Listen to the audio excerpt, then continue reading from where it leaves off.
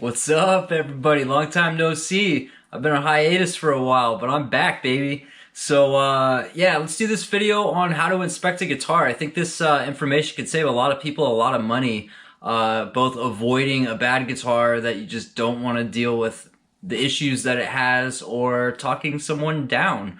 I think if you go in with this knowledge, you'd be best prepared to get a great deal on a great guitar. Some of the stuff might not work at a shop, but it'll definitely work with a private party if you go in confident and show that you know what you're doing. And yeah, let's get into it, man.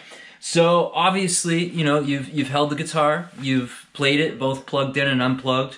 When you play it unplugged, you can really get a sense for the resonance of it and kind of the natural sound. I'm not going to get into the tone wood debate here.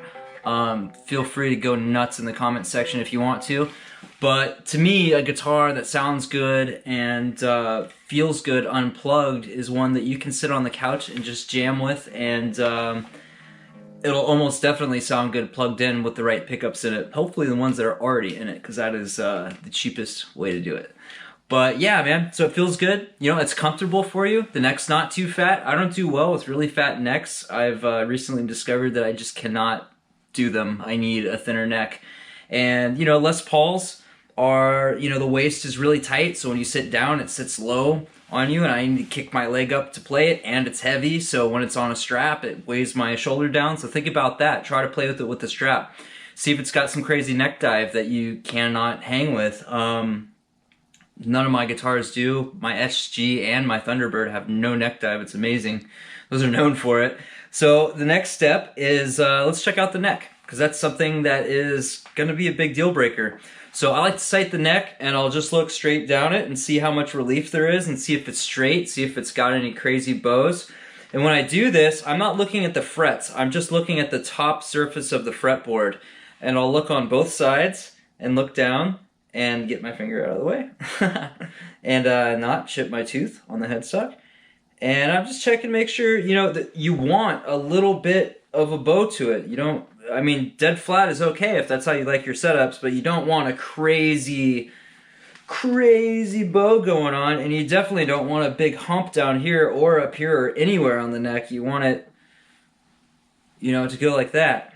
So the next thing, this is going to be tricky. This is going to take some practice to learn, but if you get some light coming like this way at you, you can move the neck, and as you move it down, the shadow from the light is going to change, and you can see if there's any high frets. It's going to take some practice to do this, so practice at home if you want to do it that way. And as you move it, the light is moving, and it's almost impossible to explain. You're just going to have to practice to get that part. So if the neck looks good, awesome. So as you were playing it earlier, you should have been noticing if there's any high frets, if there's any fret sprout. That's where the tang is sticking out of the fret. So the fret,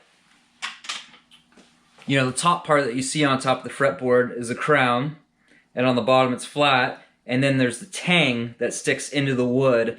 And sometimes the wood can shrink and the tang will stick out, and it's really rough on your hands. I just fixed it on my SG, and I filmed a video, but unfortunately the GoPro was having issues, and I lost like half the file, so it would make no sense if I published it. So I'll have to show you on another video how to fix that, but if you don't know how to do it yourself, it's going to cost you some money to fix that. So there's a good in for getting a good discount, but you got to be prepared to know how much it's going to cost. So maybe, you know, call up some of your local techs, some of your local shops, and see what their prices are like for stuff, and try to get a good idea of how much it would cost to fix fret sprout and to fix sharp fretting, because that's really common, sharp fret ends, and it's really annoying, and I don't know why people put up with it. So yeah, there's that. Yeah, so we're checking the frets. Next thing you can do is just play every single note. If you're not comfortable with checking high frets like this, you can just play every single note. And that'll also give you a good feel for the setup and see what the setup's like. So the next thing I like to do, because I kind of already have a good idea of what the setup's like. Does it feel good to play? Or are the strings super jacked up high above the frets? Are the pickups touching the strings or sucked down all the way into the body? Is it really hard to play up here, you know, because the neck's not right? So the next thing I'm going to do is check the truss rod, and I'm gonna have to bend kind of weird to do this, but I'm gonna hold down my finger on the first fret, and I'm also gonna hold it with my thumb on the fret where the body meets the neck, or somewhere very close to it.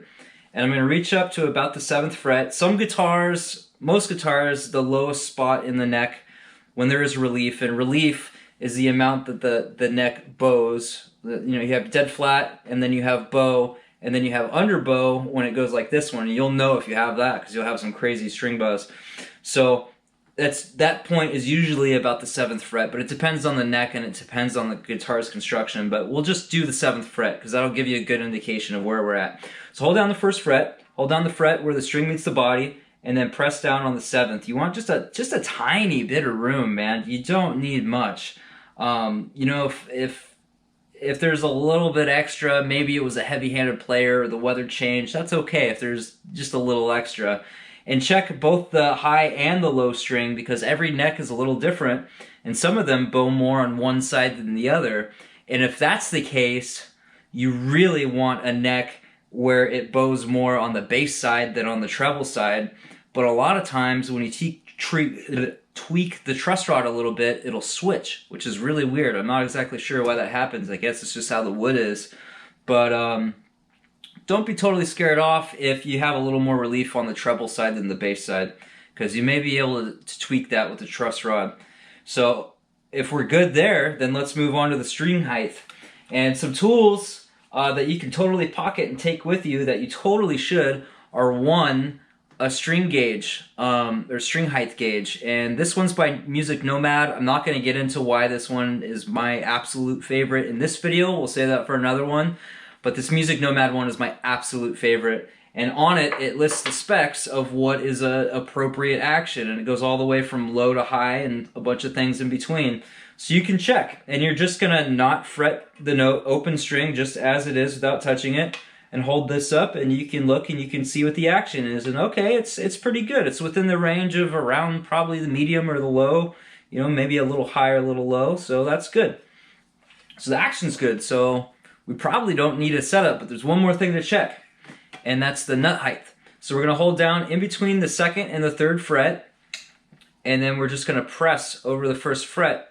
And you want just a tiny bit of room there. We're talking in the thousandths. I would say high as 10 thousandths of an inch, and that is not a lot. I like it even lower. I like 2 or 3 thousandths on mine, and that is just barely anything. But when you get that low, you got to worry about the nut wearing out, and then you got to replace it, and that's going to be a cost. So if this is too high, you're going to need them filed to get a proper setup, so that's a cost you're going to have to pay. If it's too low, you're going to have to get a nut replacement, or maybe you're a really gentle player, or you like really high action and a lot of relief, and you'll be okay for a while.